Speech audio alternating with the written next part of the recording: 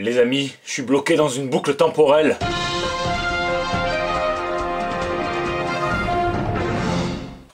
Ben ouais, j'ai déjà l'impression d'avoir vécu certaines news de la semaine. Hein. Ben Affleck par exemple, hein, qui réfléchit toujours, qui sait pas s'il sera Batman, s'il sera pas Batman. Hein. Ça fait juste 500 000 fois cette année. Si on n'a pas compris qu'il y allait en Batmoonwalk sur ce projet, on ne sait plus là. Amazon qui annonce la série Le Seigneur des Anneaux ?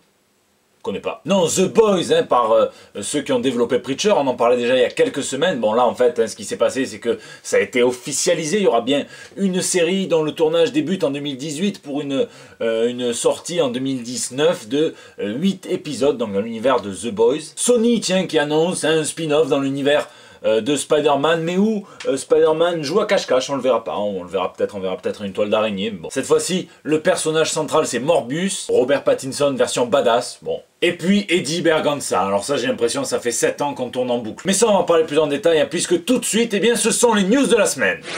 Ça tease. Et oui, Marvel et DC nous font tous les deux beaucoup de teasing cette semaine. Hein. Ça s'effeuille tout doucement, hein, comme une grand-mère qui voudrait quand même faire plaisir à son vieux mari, hein, malgré l'arthrose. Chez Marvel, tiens, justement, on annule le Gardien de la Galaxie numéro 151, hein, situé juste après le gros numéro 150, où on nous tease, hein, ça s'appelle comme ça, le retour d'Adam Warlock. On avait déjà le synopsis du 151, mais non, finalement, c'est annulé. Mais le scénariste nous dit qu'il prépare quelque chose de gros. Alors ça sent une histoire de numéro, ça. Ils ont fait un gros 150, ils vont le vendre, et puis ils repartent sur un numéro 1 d'Adam Warlock, enfin on verra. Ah, et puis Marvel vous invite au mariage du siècle, hein, vous savez, comme à l'époque, entre Mary Jane et Peter, entre Doc Octopus et Tante May. Ça se passera en juin 2018, et on peut se demander si, vu la situation actuelle de l'univers Marvel, est-ce qu'il y a vraiment des personnages qui peuvent former un couple mythique, un des mariés de l'année? Je vous laisse me répondre dans les commentaires. Et enfin, on est en mode Pokémon à la Maison des Idées. Vous savez, ils ont ramené Jean Grey,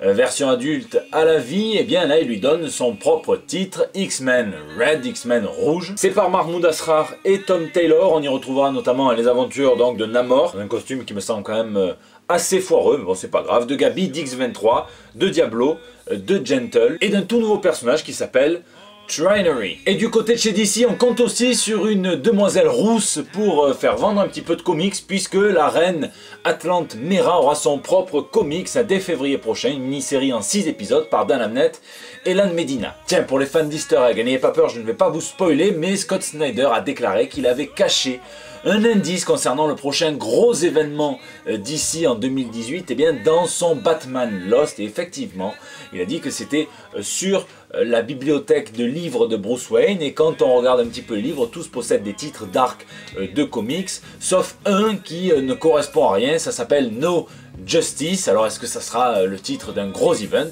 Je vous laisse me dire. Tiens, DC Warner voit que les scénarios de jeux vidéo marchent bien quand ils sont bons en plus. On peut citer l'exemple d'Injustice, hein, qui est devenu une longue série de comics, et ils vont faire pareil pour le Batman de chez Telltale, hein, qui vont adapter en comics pour combler le trou temporel entre le 1 et la deuxième saison. Ça sera par Christos Gage et Raffaele Ienco. Puis on apprend que DC va sortir un comics de 80 pages qui coûtera 10 $. C'est un collectif d'auteurs qui écrit. Il y aura Paul Dini, il y aura Phil Lester, il y en aura pas mal d'autres, et il y aura divers artistes aussi. Et ça illustre, c'est en février, le 7 février que ça sort, donc avant la Saint-Valentin, et ça illustre l'amour, mais l'amour entre monstres. Pas cet amour-là, vous êtes dégueulasse, en dessus des monstres, non.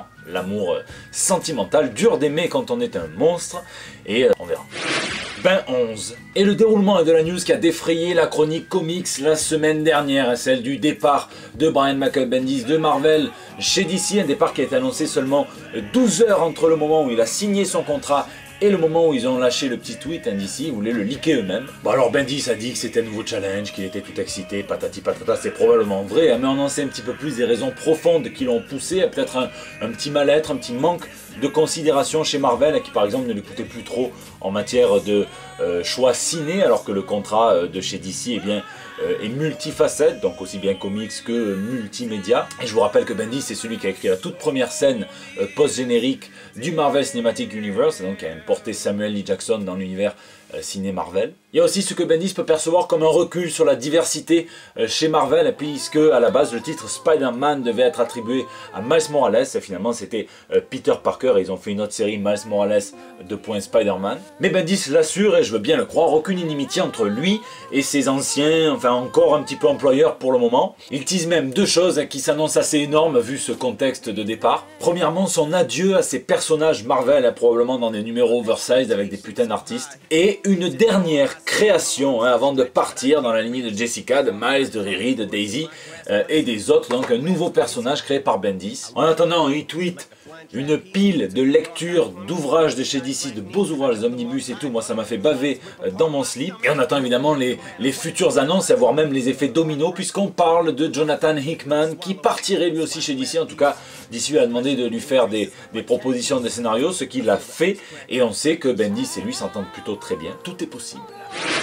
Berganza. Et il y a quelques semaines, j'avais l'honneur d'être invité à participer au podcast Dur de la Feuille. Et quand on m'a demandé de choisir mon sujet, eh bien j'ai intitulé ma chronique « Balance ton spider cochon » parce que avec l'affaire Weinstein, je voulais faire un tour d'horizon du harcèlement sexuel dans les comics. Et j'ai choisi le principal héros en la matière, vilain peut-être, c'est peut-être mieux. J'ai nommé l'éditeur Eddie Berganza. Eh bien le site BuzzFeed a dû probablement écouter le podcast. Oui, puisqu'ils ont sorti dans la semaine un article donc relatant, déjà retraçant son parcours, qui était déjà connu depuis au moins 6-7 ans, et ajoutant évidemment de nouveaux témoignages de demoiselles dont la parole s'est libérée. Bon, je vous mets le lien du podcast dans la description si vous voulez retracer toute l'histoire, mais je vous la fais en gros. Eddie Berganza, c'est un éditeur chez DC Comics, c'est un éditeur du Superverse en général. Un bon éditeur qui fait sortir les bouquins à temps, tellement bon qu'il va être couvert quand à de multiples reprises, eh bien, il va se comporter de manière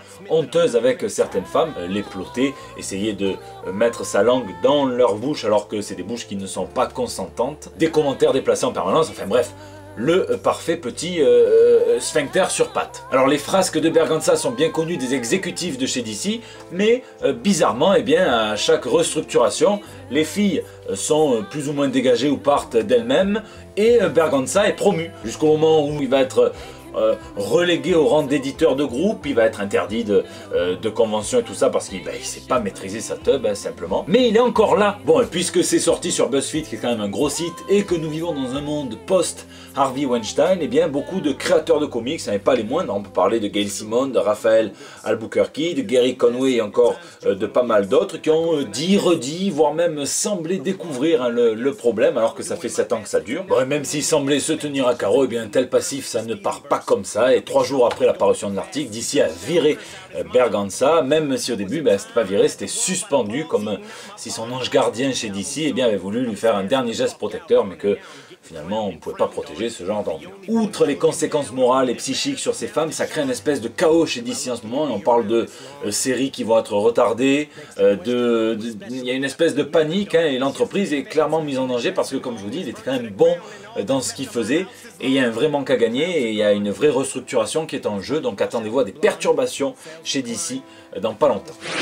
Méthode Marvel. Et on reparle des méthodes de travail de chez DC. Scène, cette fois, n'ayez pas peur, puisqu'on apprend que l'éditeur souhaite changer la façon de travailler entre artistes et scénaristes et passer donc de la méthode dite du full script à celle du plot script. Jusqu'à présent, le scénariste envoyait un script page par page donc du comics que le dessinateur se chargeait de dessiner à la lettre. Et il semblerait que DC souhaite favoriser le plot script, c'est-à-dire donc le scénariste qui envoie simplement un résumé grossier entre guillemets de l'intrigue. Le dessinateur se charge de découper, de faire l'histoire en gros, donc de faire les 20 pages d'histoire qu'il renvoie au scénariste pour compléter avec les dialogues, donc à la place qui lui reste. L'avantage de cette méthode, c'est qu'elle laisse beaucoup plus de place à l'artiste et qu'on risque de se retrouver avec des très jolies pages si l'artiste sait bien dessiner. Le revers de la médaille en revanche, c'est celui-là, c'est que pas tous les artistes sont de bons storytellers, sont bons pour découper ou pour écrire une histoire. Donc c'est vraiment un double tranchant puisqu'il faut aussi qu'il y ait une belle dose d'alchimie entre donc le couple créatif. Ce qui est ironique, c'est que c'est Marvel qui a popularisé, même qui a inventé la méthode du plot script, c'est Stan Lee qui l'a inventé à l'époque où il écrivait 14 500 séries et où il fallait bien qu'il passe par le téléphone, par les post-it, par-ci par-là et pas par un script complet, c'est impossible. Et que Marvel ne l'utilise même plus en ce moment puisque justement ça peut foirer à tout moment, si jamais l'artiste avance sur ses pages et que finalement c'est pas bon, il faut qu'il les recommence, enfin tu prends des retards énormes, donc c'est mort. Moi ce qui m'étonne, hein, c'est qu'ils disent que la méthode sera popularisée pour le New Age of DC Heroes, mais si vous vous souvenez bien, j'avais posé il y a presque 2 ans de cela, eh bien la question à John Romita Jr. qui disait en gros qu'il faisait un petit peu ce qu'il voulait et qui sous-entendait qu'il travaillait avec un plot script et jamais avec un full script. Merci les amis, hein, merci d'avoir été si nombreux à venir sur le stand du Hero Festival sur mon stand et donc récupérer plus de 150 prints. J'ai mal à la main tellement j'ai massacré à vouloir essayer de dessiner des super-héros en les trashant. Vous avez été nombreux aussi pour le quiz que j'animais sur la grande scène, pour le live drawing avec Yann Valani, avec Raphaël Delatorre, avec Bruno Bessadi. Vous êtes au top, voilà, je peux que vous remercier, vous m'avez offert plein de cadeaux, hein. J'ai de quoi admirer, j'ai de quoi lire, j'ai de quoi accrocher au mur, j'ai de quoi bouffer aussi, hein, plus pour longtemps. Donc merci à tous, et ça fait plaisir de parler à autre chose qu'à une putain de caméra. C'est la fin de ce JT, hein, j'espère qu'il vous aura plu. Je tiens à remercier particulièrement aussi mon Rebeu des Bois, hein, donc qui me sponsorise le maillot du JT 114, et donc un youtubeur ciné. Je vous invite vraiment à aller voir sa chaîne. N'oubliez pas qu'on peut se capter, hein, sur les réseaux sociaux, sur Facebook, sur Instagram, sur Twitter, dans les commentaires YouTube. Vous pouvez aussi m'y laisser, hein, vos messages pour le bandeau. Moi je vous donne rendez-vous dès la semaine prochaine, peut-être avant, on verra, hein, pour des nouvelles toutes fraîches. Et bien d'ici là, lisez et lisez, c'est marqué là-dessus, hein, voilà. Mais qu'est-ce que ça sent? Ça serait pas un vous souvenez-vous? Ou alors c'est quelqu'un qui a pété.